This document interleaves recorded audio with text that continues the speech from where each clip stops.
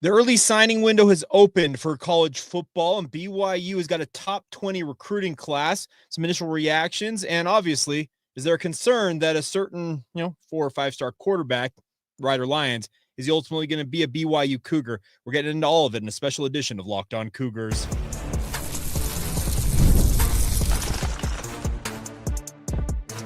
You are Locked On Cougars, your daily podcast on the BYU Cougars. Part of the Locked On Podcast Network, your team every day. What's up, everybody? Welcome into a special edition of Locked On Cougars. I'm Jake Hatch, executive producer at the KSL Sports Zone in Salt Lake City, Utah, a 14-year credentialed media member, and obviously your host here on this podcast. Thank you once again for making Locked On America's #1 sports podcast network. And obviously, a big thank you to all of you for tuning in. All right, what we're going to do here is we're going to talk a little bit initial reactions to the early signing window beginning for the BYU football program. Now, at the outset, I must reiterate that all the signings are not in, but we'll talk about some offensive players who I think are going to be really, really fun guys to watch down the line for BYU. We'll get into the Ryder Lyons conversation as well. Will he or won't he in terms of what his situation is? We'll also talk some defensive players as well. So let's dive right in, and let's start off with the Ryder Lyons situation. I have been getting hounded on social media about this most of the morning as all these different signings kind of rolled in for the BYU football program. And there have been multiple reports out there that Ryder Lyons is intent on holding off signing for at least today. Speaking of Wednesday, the first day of the early signing window. Now, the early signing window, it's because it's a window, exists for 72 hours. So he could sign tomorrow, Thursday, or on Friday before that window closes, or as some are suggesting, he may ultimately hold off until February when the actual national signing day comes around. What is the concern level that if he were to hold off that long, what would be the cause for concern there? Well, obviously it would give more time for programs, if you read the reports out there, like a USC where his brother is playing currently at tight end, speaking of Walker Lyons, or Oregon, who BYU reportedly, the two finalists for him when he originally committed to BYU were the Ducks and the Cougars. That's the concern. You give them extra time to court him and maybe pry him away from BYU. The other flip side of that is I don't think BYU's all that concerned because we just got done talking to BYU coaches and they can't comment directly on guys who are not signed under NCAA guidelines and rules. I understand that completely. But the way that Aaron Roderick and Kalani Sitake were talking, I wasn't all that concerned that they're worried that he's going to sign elsewhere. And that may be me just reading between the lines and trying to figure out what's going on as I get a phone call rolling in here. But the concern is, I think that you give teams extra time to chase a guy like that, but I don't think BYU has that much to be concerned about. This past Saturday, in fact, Ryder Lyons was in the stands, as I understand it, watching BYU play on senior day, and I think that I'm not all that concerned he's not going to sign with BYU. Now, obviously, there's NIL component in all of that with regards to money. He is planning on going on a mission for the Church of Jesus Christ of Latter-day Saints. Says he's going to take a 1-year mission, which I'll reiterate here, as I've said a couple of times on this podcast, for any of you who are tuning in for the very first time, is that 1-year missions are not an actual thing. You accept a 2-year call from the Church of Jesus Christ of Latter-day Saints when you declare yourself available to be a missionary for the church. But it's essentially an at-will employee situation. They're not an employee, but they're a volunteer, and they can leave essentially the mission field whenever they want. His older brother, Walker Lyons, if I recall correctly, served 14 months in Norway. Ryder just recently received his mission call to Orlando, Florida, speaking Spanish, if I remember that correctly. And he serves a year, he serves 2 years. I don't think it really makes that big of a difference, but based on the limited knowledge I have of this situation, I don't think it's all that big of a concern that he's not signing today, or if he doesn't sign in this window. I think he is planning on being a BYU Cougar, and I'll also add this. If he goes on a mission, well, guess what? NILs, National Letter of Intent, they actually get nullified after a certain period of time. I'm trying to remember if it's a year or 18 months, where you actually have to re-sign ultimately when you come home off of a mission. So in some ways, it doesn't really matter if Ryder Lyons signs or not, because ultimately he could be a free agent once again, to use that expression, because that's kind of what we've got in this day and age of college football, to go wherever he wants after his mission service. So I guess that hopefully that puts two and two together. But I'm not, like I said, I'm not all that worried that he's not going to sign with BYU. And also, I guess there's one other tidbit. I do remember talking with people in and around the industry, speaking of recruiting, around when Ryder was originally going to commit, and he ultimately picked BYU. And I had one person tell me that they believe that he had very competitive NIL offers, and it was essentially, I think the term was the quote total package that included NIL, but also what BYU offered in terms of play style under Aaron Roderick as the offensive coordinator, the fact that Ryder's a member of the Church of Jesus Christ of Latter-day Saints, plans on serving a mission, the environment at BYU, his family's deeply ingrained, if you know much about the Lyons family, deeply ingrained with BYU despite them residing in California, that I do think it was, like I said, the quote total package is what sold Ryder Lyons on BYU. And as Brels MT points out, the latest, I'll throw this up here on YouTube if you want to see it, latest on Kalani's status is probably a good thing for keeping a guy like Lyons. I don't blame a single player in this recruiting class for being wary of Kalani Sitake's contract status earlier this week. They absolutely, I'm sure, were watching that with bated breath, because you have your head coach who you are ultimately committing to, potentially jumping to another program. Yeah, that's going to throw you for a loop. So the fact that Kalani locked in with BYU, I do think that it was a very good thing to ensure continuity with this recruiting class, make sure the guys like Ryder Lyons feel comfortable. And David asked this question as well. Does Bears playing have a role at all in any of this, do you think, Jake? As Aaron Roderick just told us in the media, and he's dead on with this, there is I don't know if it's like ego or an arrogance, and those are like negative terms. I get that. But quarterbacks of a certain variety, which Ryder Lyons is of that variety, we're talking like top tier 4-5-star type quarterbacks, they don't care who is on the roster when they commit to these programs, because in their heart of hearts, in their mind, they're going to that program. They're like, yeah, it doesn't matter who's there. I'm going to beat them out. That's the mindset they have. They are like the consummate A-type personality who they're undefeatable in some ways, because they just have a mental capacity to say, no, that's my job and I'm going to make it mine. So I do think that it's going to work out. And let's say he does go on a mission for 1 year. At that point, by the time he's back, Bear's a junior. And if he continues on the trajectory he's on, I don't want to put the cart before the horse, but Bear could be looking at NFL at that point. I'm just saying that's the thing about this. So I don't think it's all that big of a deal. So yeah, I would absolutely just relax on that. I don't think it's all that big of a deal that he didn't sign today. And even if he doesn't sign in February, I'm telling you, he's got to re-sign when he finally comes home off of a mission. So he may not sign at all. That's the thing about this. So I'll be very interested to see how it all shakes out. Now, I also want to get to some other thoughts on other players in this recruiting class, because mind you, I have said on this podcast many times that if I believe that BYU wants to be a top-tier Big 12 program and truly compete for national titles and the like, they need to be able to recruit at the level they're recruiting at in this recruiting class, and that's top 25 at worst. Currently rated the top 20, their top 20, speaking of the rated the 20th class according to 24/7 Sports. Does BYU have the makings of being able to kind of maintain that? We'll also talk about players, like I said, that I'm looking forward to seeing in this recruiting class as we'll continue on momentarily right here on this special edition, signing day edition of Locked On Cougars.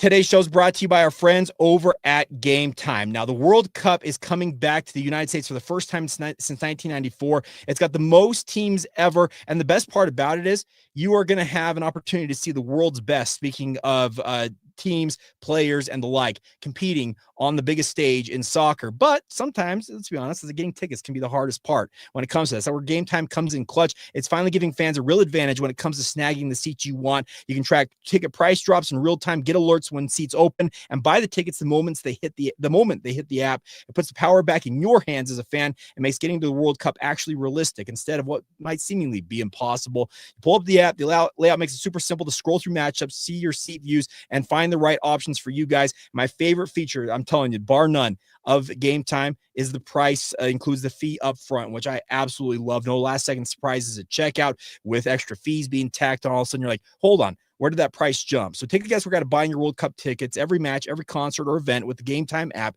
Download GameTime today, create an account, redeem the promo code Locked On College for $20 off your first purchase. Terms apply. Again, download the app, make an account, use the promo code Locked On College for $20 off. Swipe, tap, ticket, go. It's all courtesy of GameTime. Thank you once again for making Locked On Cougars your first listen of the day. Thank you for making Locked On as well, America's #1 sports podcast network. All right, so this recruiting cycle for BYU has been one for the ages, and I would argue it's the best recruiting class in BYU football history. Now, I will say that knowing that I think it was the 2010 class with Jake Heaps and Zach Stout and Ross Oppo was a top 25 class, but that class kind of fizzled, let's be honest, in the end. And then also I've had it, a guy like, Elder Vice-Sikahema, obviously a BYU football legend now, a member of the Quorum of the 70 in the Church of Jesus Christ of Latter-day Saints. He would tell you that I think he came out, it was a 79 or 1980 class. He would tell you that pound for pound, that recruiting class, because he was in it, is the best in BYU football history. And it also included some of the all-timers of that era for BYU football. So you can argue different recruiting classes, but I think in what I would call the modern era, especially since BYU joined the Power 4 ranks, this is bar none the best recruiting class BYU's ever put together. And it's the type of recruiting class that, quite frankly, BYU is going to have every single year going forward if they really want to compete to be top tier in the Big 12 and compete potentially for national championships and the like. There is a very strong correlation, as they say, the blue chip theory. How many blue chip 4-star or 5-star prospects you have on your roster versus others. And the more you have, the more likelihood you're going to hit on those players. And obviously that translates to more success on the football field. The Kalani Sitake situation, and he talked about it, and the reports out there say $10 to $15 million beyond the revenue share that BYU is going to be able to allocate towards NIL endeavors to attract and retain talent. That's not nothing. BYU needs that type of money to be able to compete on the biggest stage and bring in the talent that is going to allow them to compete for national titles. So I really do think you look at the situation at hand here, getting Kalani Sitake locked in, getting major guarantees of NIL dollars and the like. That's a great sign for BYU and their long-term prospects in terms of keeping this recruiting prowess up. And like I said, being at worst top 25 type program when it comes to recruiting rankings on an annual basis. Because if we want to see BYU do what many of you, I'm sure, want to see BYU do, they've got to recruit at this level. They've got to bring in multiple 4-stars. You got to bring in 5 stars if at all possible. You got to be able to bring in those type of players. And I love the fact that BYU's doing that in this recruiting class, and it bodes well with the success they're having this year on the field, that they can parlay that into the future classes coming up. And I think that they are very intent on not allowing this to slip by in terms of losing momentum from it. Now, I've got a couple of guys I want to talk about here before we go as well, just players that I'm looking forward to seeing play. One of my favorite guys locally is Devon Eka. Now, the running back position for BYU is one that's a little bit of a question mark after the season. Does LJ Martin turn pro? That is absolutely a question that will be answered in the offseason because he's put together an absolutely incredible year. He's north of 1,200 yards on the season, and any of you who pay attention to the NFL know it stands for not for long, especially when it comes to the running back position. I'd be hard-pressed to tell LJ Martin not to go to the NFL if he's considering it after the season he has had/having right now. That, though, if he does leave, leaves the running back position in major flux. But Devon Eka from Lehigh High School, I'm super, super excited to see him in a Cougar uniform. Any of you who pay attention to prep football here in the state of Utah, if you didn't see Devon Eka play, you probably want to pull up his huddle highlights and watch him play. My favorite thing about him is he has got an ability to maintain speed going laterally and vertically, and that's going to serve him well at the next level. Now, he probably needs some time in the training room with BYU, getting with the strength coaches and the like to bulk up a little bit, but I'm not going to count him out as being a potential day one contributor when he enrolls at BYU. He is that good of a running back in my mind. His teammate and obviously cousin of BYU linebacker Isaiah Glasker, that's legend Glasker, who I'm talking about. He is a guy that played at Lehigh High School as well, and he's an incredible wide receiver. He told me, and you can go back and find this. I think I posted the entire interview. I talked with him during the prep football season that just wrapped up here in Utah. It was back in like September. I interviewed him, and he said on the record he actually considered going to BYU after last prep season. Apparently, he was ahead in school and ultimately decided to come back for his senior season of high school football. But BYU was willing to take him at that point. That shows that they think he's a pretty advanced wide receiver, and I think it showed on the field. So I really do think that those two, speaking of Legend and Devon, are nice players to add, and they're just right up the road, quite literally, from BYU at Lehigh High School. On the offensive line, Jax Tanner out of Rocky Mountain High School up there in Idaho. He's got family connections. His dad played for BYU. Jax is an absolute road grader of an offensive lineman. I don't know if he plays guard or center. That's what it feels like. He's on the interior of BYU's offensive line, but he kind of continues a trend of what TJ Woods wants in his offensive lineman. And they're tough, they're hard-nosed, and they are just nasty football players. And that also goes for Bott Mulitalo from Lone Peak High School. Bott played defensive tackle, and I thought in many respects he was going to be a star playing defensive line at the college level. Well, he's got family connections to guys like Kingsley Sewell-Mataia as well as Panay Sewell, and he decided, you know what? Maybe I'm better suited to play offensive line. And I had a question about, okay, when he moves to offensive line, how's he going to look? And I went out and watched him at Lone Peak this season. I'm telling you, he took the offensive line like a duck takes to water. It was really impressive how he made that transformation from playing defensive line to offensive line and did it just very, very well. I do wonder long-term if he's an interior offensive lineman or if he ends up staying at offensive tackle like he played at Lone Peak. But regardless, he is a premier talent, and I'm excited to see him in a Cougar uniform down the line because I do think he's got all the ability in the world. And then two other players I want to talk about here before we wrap this up because I've got a couple other things I got to get done today. But the tight end position. You've got Ty Getchie. You've got who else did they put at the tight end position today? You also added Parker Ord, and then there was one other player. I'm butchering it on my end. Oh, Brock Harris. Duh. Yeah, you know the biggest name outside of Bott Mulitalo, 4-star prospect. You know, probably shouldn't forget Brock Harris. BYU is intent on making the tight end unit absolutely elite again in their football program. And we've seen Carson Ryan really resurrect the tight end position this year for BYU, but adding the type of talent they have added at tight end in this class, and obviously some of the classes previous to this, it shows that the tight end position, as long as Aaron Roderick is at BYU as the offensive coordinator, and it doesn't look he's going anywhere anytime soon, it looks like it's going to be a weapon for BYU. Because I'm telling you, Brock Harris, I've told this story multiple times on the podcast before, for those of you who are everydayers, that I had a person tell me, this goes back to Brock's between his junior, so it's been going into his junior season of high school. He came up to BYU's camp, and a person associated with BYU, who I know very well, was at that camp and told me after that camp wrapped up, he said that if Brock Harris were at BYU right now, and we're talking, Brock's like, 16 years old at that point, he would have been the best tight end on BYU's roster at that point and would have started for BYU that season. That's pretty high praise for a young guy, for a young man of that caliber. And all Brock's done is get even better. He comes from an incredible family. His dad was an athlete at BYU. I don't remember if his mom was or not, but he's got incredible bloodlines. He's got all the talent in the world. And there's a reason why the programs like a Georgia, et cetera, wanted him to come and play for them. And that doesn't even preclude, like I said, Parker Ord or Ty Getchie as well. Ty Getchie plays for maybe the best single high school in Colorado at Cherry Creek.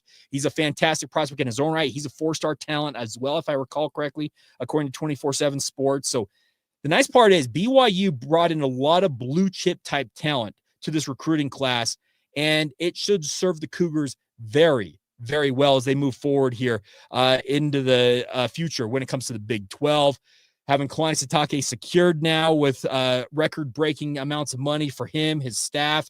I'm speaking staff in general because I also asked him, hey, are you planning on adding more recruiting staff? And he didn't say outright yes, but he says we're going to allocate resources where they need. And I kind of read between the lines saying that, yeah, they're going to add more recruiting staff members with the extra funds that apparently are coming into the BYU football program. And that's exciting because they've done a lot with a little when it comes to the recruiting staff they have had to add more bodies, more eyes to attract talent, to find talent in the first place, like identifying top tier prospects. That type of stuff is absolutely the lifeblood of any successful program, and anything BYU can do in that regard is going to be well received and obviously going to serve the Cougars very, very well on into the future. All right. So, and I'll just reiterate this because just people just popping in. Ryder isn't signing. I already talked about this early. Bad sign. It's not. I don't have any qualms at this point about Ryder when it comes to his decision. And I do think that he will sign in time. But as I mentioned, it doesn't matter if he signs today, tomorrow, or Friday in this early signing window. It doesn't matter if he signs in their signing period, the official signing day in early February, or heck, signs when he gets home from a mission. It sure feels like he's locked in with BYU, and all signs point to him being a BYU Cougar going forward. So we'll see how it all shakes out. But as always, thank you for tuning into the special edition. As you guys are absolutely awesome. 367 right now concurrently watching. Wow. You guys are responding in force here on YouTube. I'm going to do this right now. If you have not done so already, there's a little thumbs up icon. If I can get my thumb to work here, click that thumbs up. Give us the algorithm, the love. Let the YouTube, people know that you like this content. It shares with other people. And if you're watching this after the fact, please continue to subscribe, rate, and review, and like the show as well. So hope you guys are all doing well. I'll have another full edition of Locked On Cougars coming out tomorrow. We're going to do a special crossover edition, as we often do. Chris Level of Locked On Texas Tech and myself essentially kind of going mano a mano, talking all things BYU and Texas Tech ahead of the Big 12 title game on Saturday. Huge game on deck, and we'll break that down on tomorrow's edition of Locked On Cougars. But until then, as always, thank you for making Locked On Cougars your first listen today. We'll catch you guys again soon, right here, as every day airs on the Locked On Cougars podcast.